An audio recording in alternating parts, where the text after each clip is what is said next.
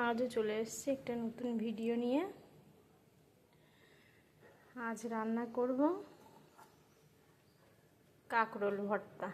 তার জন্য তেল দেবো। কাঁকরোল এই যে কেটে নিয়েছি কুচি কুচি করে, হালকা তেল দিয়েছি।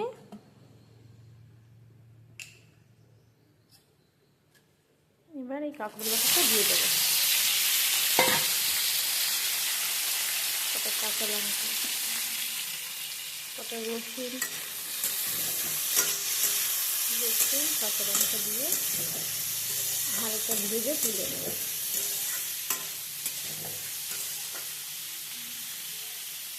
একটু ঢেকে করলে একটু নরম হলে ঢেকে দিই।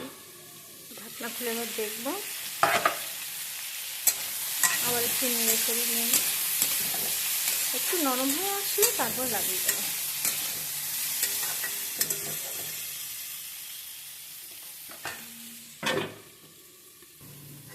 এবার এটাকে লাগিয়ে দেবো।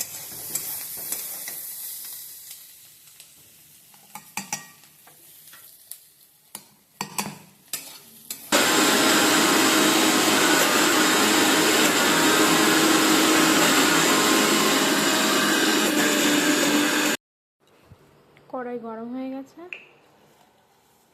এবার তেল দিয়ে দেবো।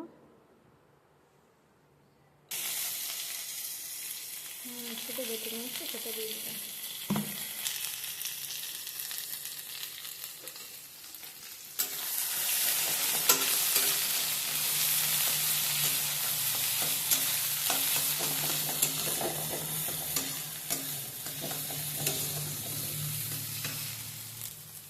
লবণ হলুদ দেবো এবার পরিমাণ মতো।